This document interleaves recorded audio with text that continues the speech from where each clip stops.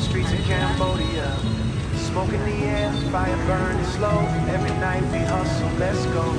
I wake up early when the sunrise glow. Push my little cart down the dusty road.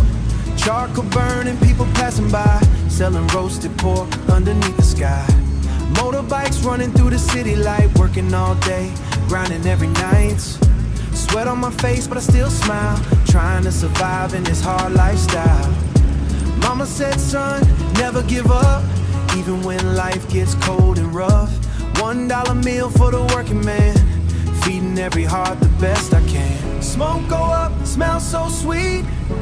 People stop walking in the heat. Cambodian nights, we never sleep. Dreams so big, but life so deep.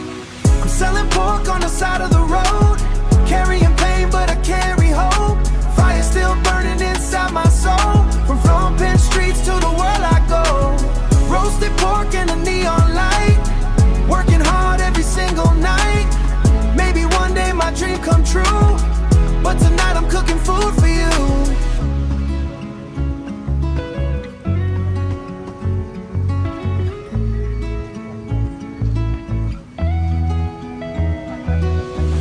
Fall down, but I still stand. Knife in my hand, fire in the pan. Customers laugh, children wave. This little street life made me brave. No rich clothes, no fancy car, but I thank God for who we are. Every small bill inside my hand built my future little by little again. Sometimes tired, sometimes alone, still got strength inside my bones.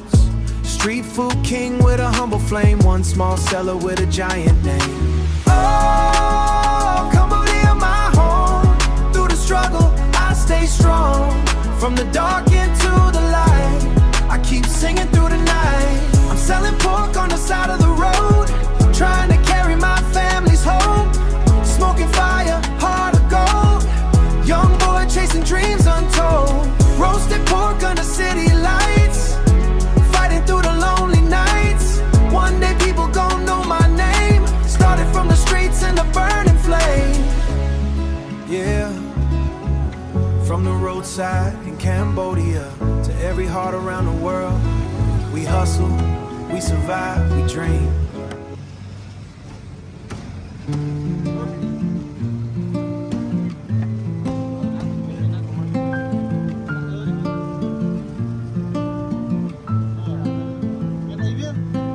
Smoke in the night, fire burning slow. Little street shop where the warm winds blow. People passing by from near and far,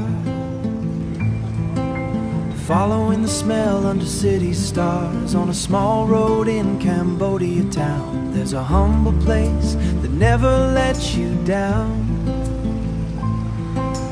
Grilled pork sizzling on the flame so bright, feeding broken hearts every single night. Rich or poor, everyone can stay. No one gets turned away. If you got no money, it's alright. The owner still gives food with a smile tonight. Some people sell food just to survive, but this little shop keeps hope alive. Grilled pork on the street smells so sweet, kindness and love in every piece. Even when your pockets are empty tonight, you still can eat and everything feels right. Oh, Cambodia street lights glow, where the good hearts never say no. A small food stall with a soul so bright, serving love beside the firelight. Motorbikes passing, music in the air. People laughing everywhere. Late night workers and tired souls come for food that makes them whole. Not famous for money or luxury, but famous for humanity. One warm plate can heal the pain like sunshine after heavy rain.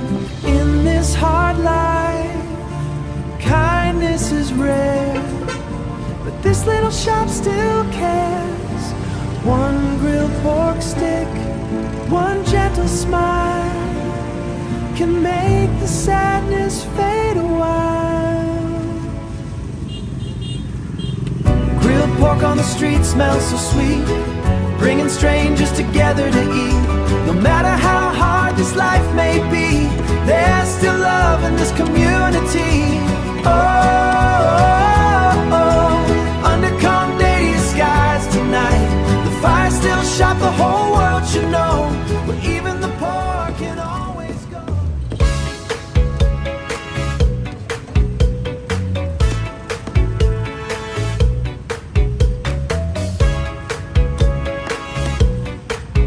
Yeah, yeah.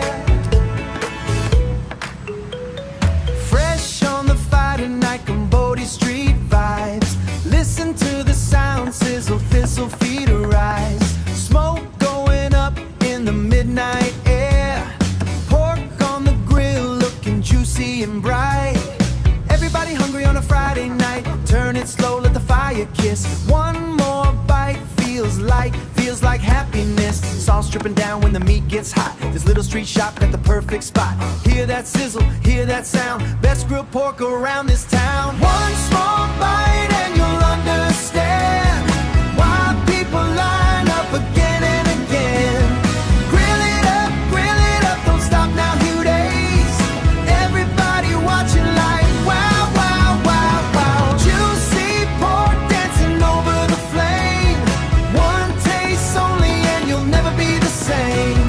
Street lights shining while the smoke goes high. Late night cooking under candle sky. This the kind of story people love to hold. Jura! Flip, flip, flip when the fire gets strong. Customers vibing and singing along. Fresh hot rice and the singing along. One more plate and nobody lost. Even broke people still can eat. That's why this place feels complete. Not just food, it's love on a plate. People come early and leave too late. Sizzle in the night, everybody staring, seek right. Golden pork shine, everybody sharing. Happy little moments on a busy street. Music and grilled pork, perfect beat. Get right, food to fight. Grill it up, smells so nice. Hot, fresh pork with sticky rice. Cambodian nights feel warm and free. Come take a bite and sing with me. Oh, smoke rising through the air tonight. Everybody smiling under neon lights. One small shop, but the vibe so strong. Good food, good heart, good song.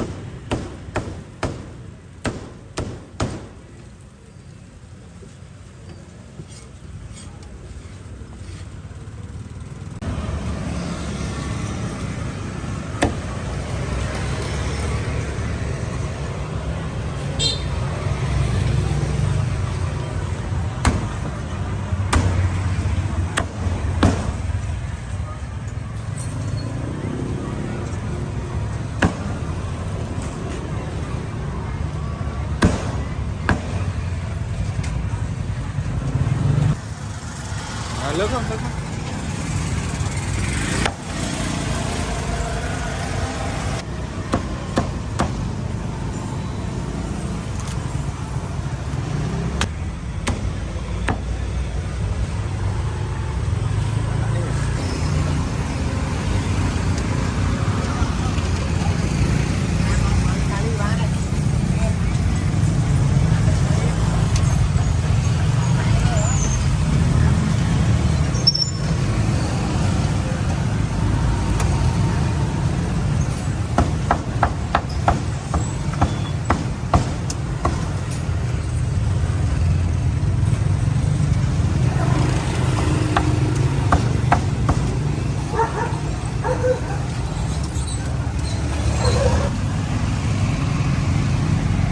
Đây đó bên kia bông nè. Cối lụ kia bằng ấy anh.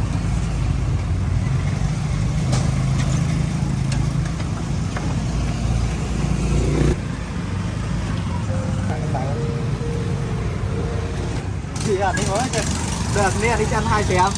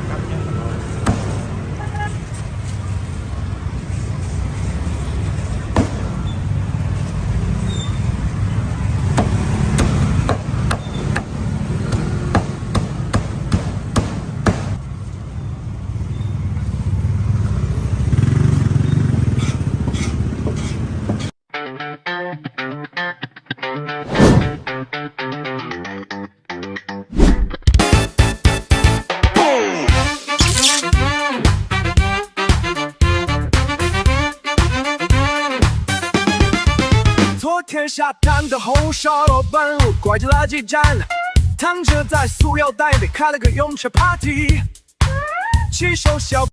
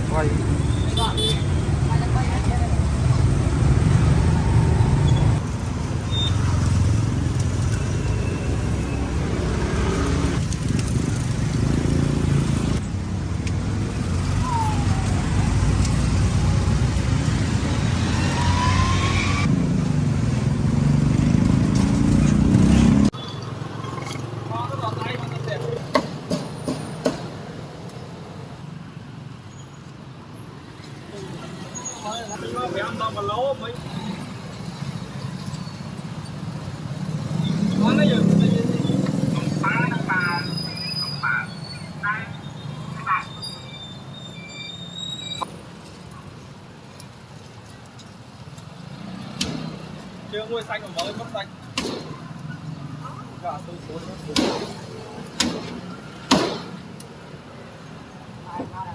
ba nhưng mau xong màu ấy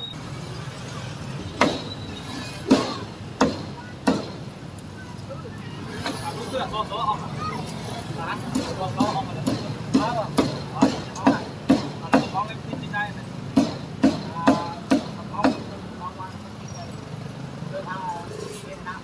dạ nó liếc lên tình đây coi như thế này đó là luôn rồi con tên nó biết là quay lên xe hậu rồi mình đi chứ từ tay rồi mà từ từ lúc vô rồi là cái ổ bê của tao hai biết tao mau thì chết cùng lên nhau lên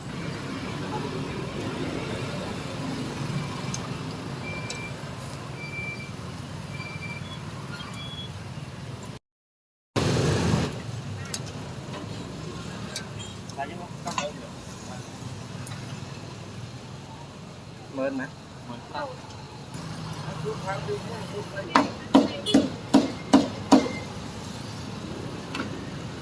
nuôi nào không ok nó một con đấy đấy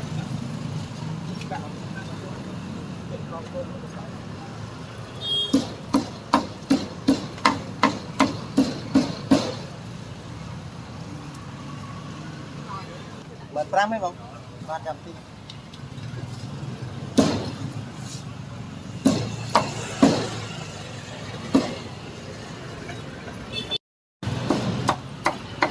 cho em ốp lúc có thay gì ốp Nó phải bong mình chưa á. Nó bong con mình chưa. lắm Off đi.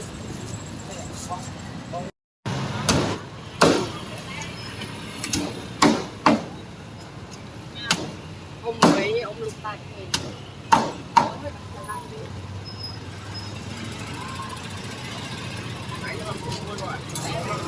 không có ăn túi này Đối không. Không. không phải không nước muối nữa Mua đâu mau để con việc cho mình. việc kiếm rồi việc kiếm rồi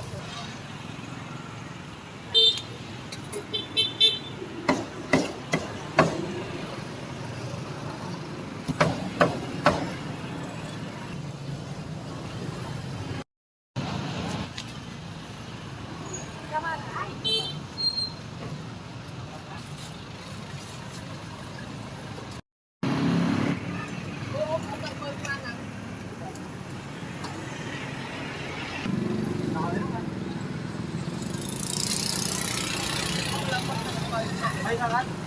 thấy gì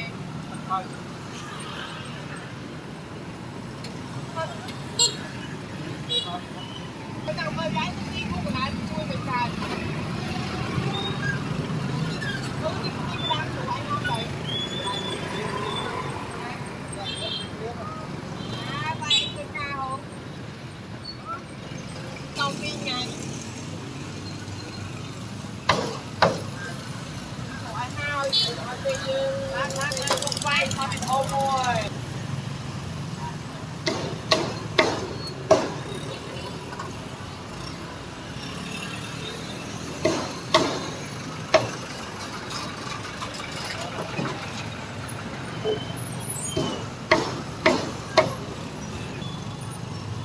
Chưa quay ngay 2 ម៉ោងយក 90,000 90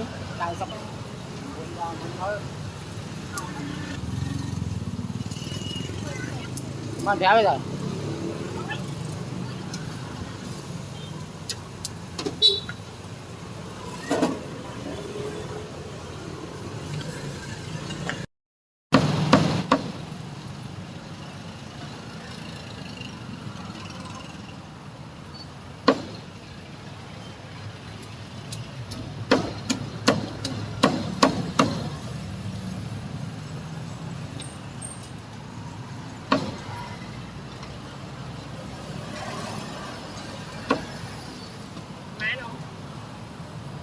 Yeah.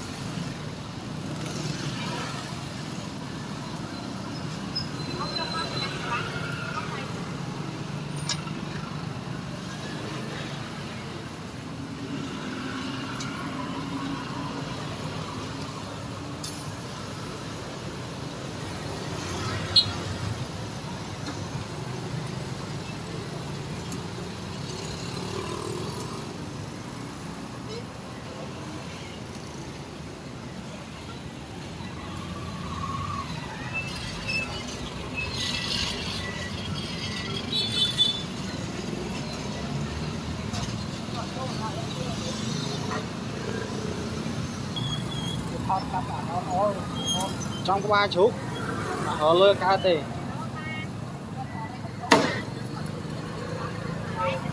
họ cho có 3 chút cái thay dương sầm láp sát đó bạn thọt sát cho thằng chứ mình bắt cụ nó mà Cho bánh mà thọt nữa đấy. này cái mặt thọt Bánh tôi tôi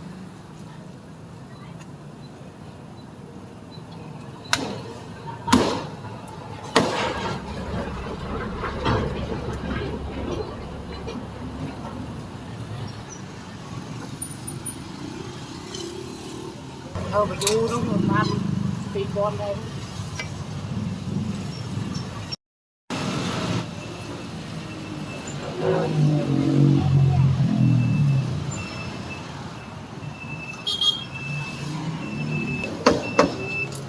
nói cho nó vậy Chặt bay thôi.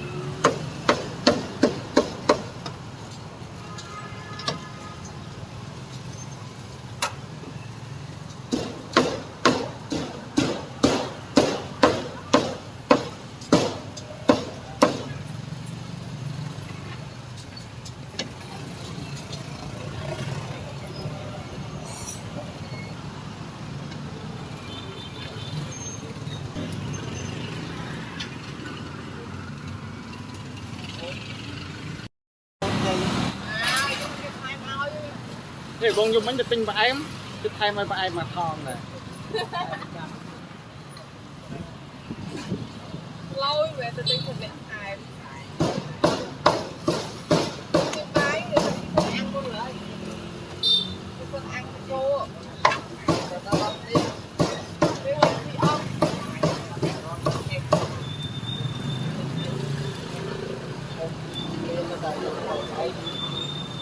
không gái nào game không ấy hai sao mà đây này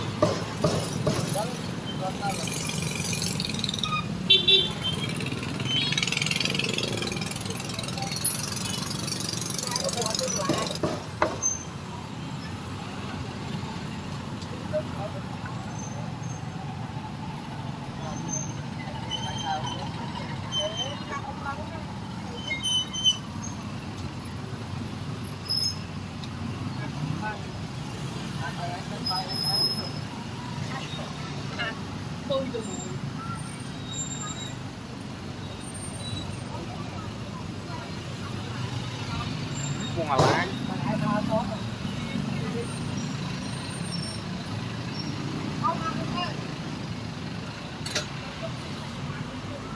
Bên tay em cũng ở rồi.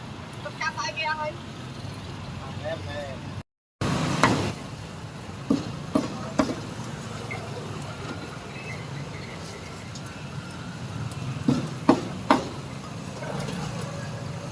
bữa nãy phật này phật thằng pơn tích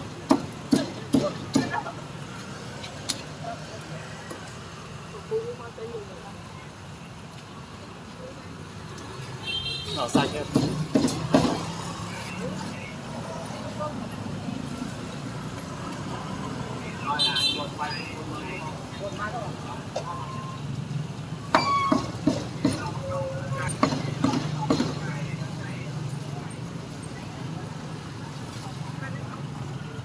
Em ấy.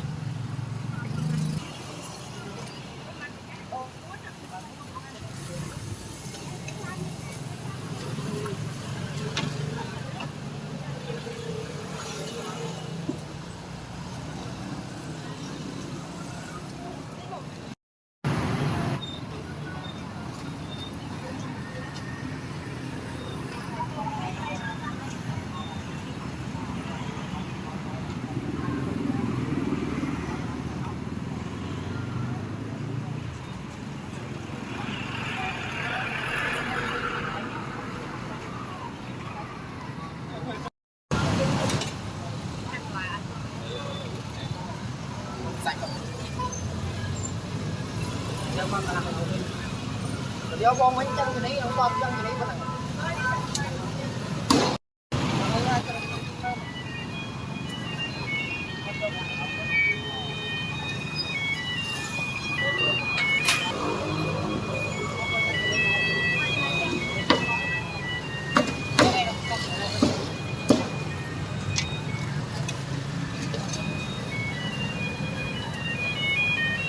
Là những lôi rồi.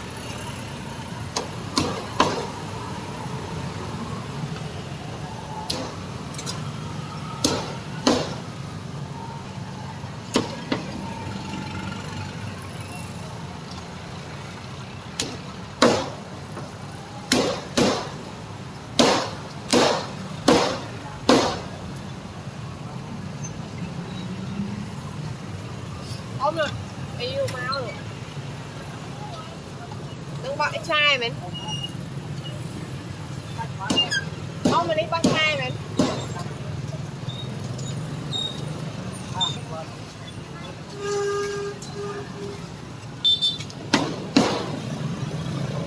Ôm.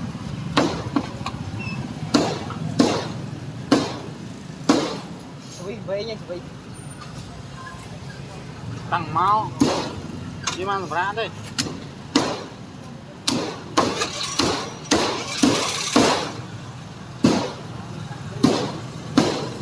lu mau bụng này em nè do mùi phi ở sạch ớt luôn mau vô cái bao vô mấy mông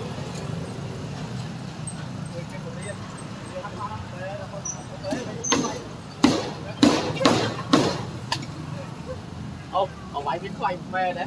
Ở ngoài bên quay mà phê đấy. Thành phê ấy làm lá ngay.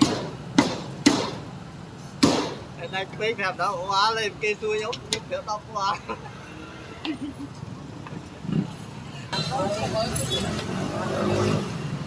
Cái ông phim ơi mày. Lạc lô. Bọn hỏi nó phim ơi man nữa. một việc lạc lồ Bọn ông hỏi sao mày? Bạn.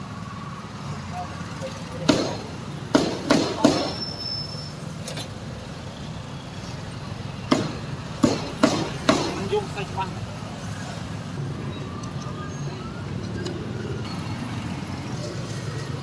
nè phi mà Đi mua rồi gì nè, mua rồi.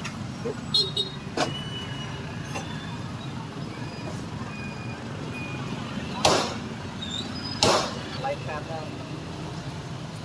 Cam khổ. Ê, tao mà đi vậy hả? thấy đông con đấy nhưng Đây tao mà mấy giờ. Nhà mà rồi tính ấy tới vô lại máu thôi vô con luôn. Đây vượt bao nữa sao? Đi Ngay tới rồi. Tới đây. Xem đâu đã.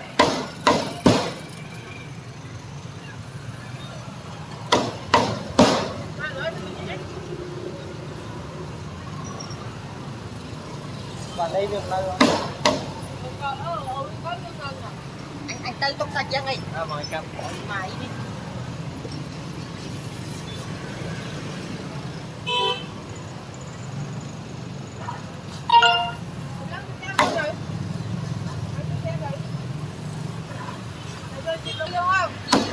Đây. Đây. Tinh biệt bao nó con thật xe. Kia đâu? Mày con tới kia. Tôi vô đó. Mày biết đâu việc anh thăm. Ý kịch đó. Kịch con rồi. Tôi sẽ ăn thôi. Tôi đẳng đây thì bữa anh cho anh một cho anh con anh ăn. Quanh năm ở vía luôn chứ Anh tôi cho qua đây cái đặt khổ giấc đã con ở trên. Chơi cái này con chết à? Hả? Chơi cái này con chết.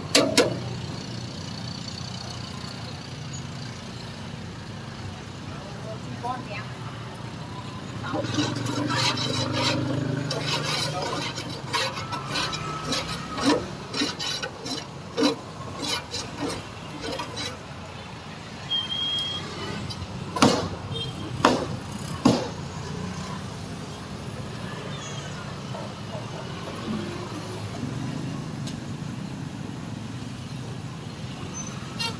Có là con này con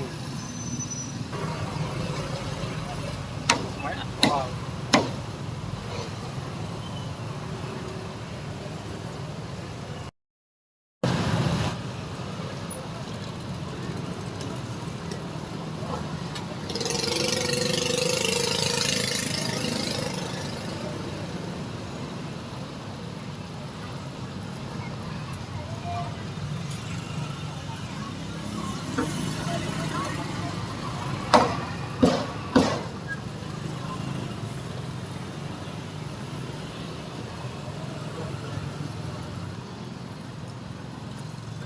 mấy sinh gió Lại thọt cái đẹp mới làm xa thọt con tới khơi Chia cho mình ra là người dùng nhiều thôi. sấy không mất mất Phải một cái bọc một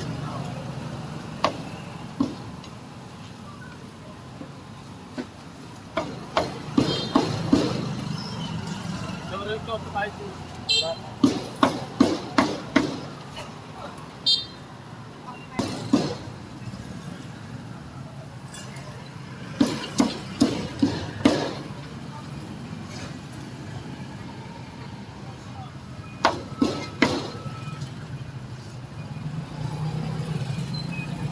nông đi nông đi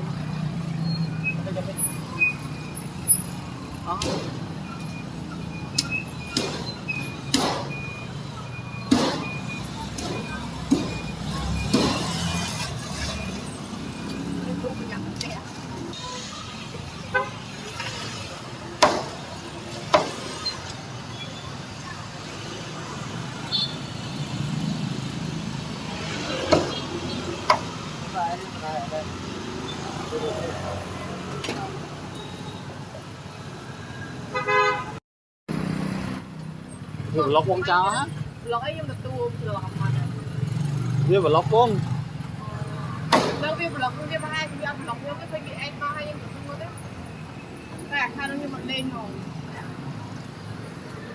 rồi cái em tàu đi ngày một đó rồi một viên hả em một viên thôi anh thấy xe ai cái xe anh cái trong đang được ngoài cái cuối cảm ơn cái không phải như này hay là đấy không phải một chân rồi một lần này tôi được luôn anh chúng tỉnh nói theo bên đầu pha đi một luôn một tiết một hình ở bên friend này tại chỗ mơ story anh thôi em nào trong mà ta làm cái lông cái lông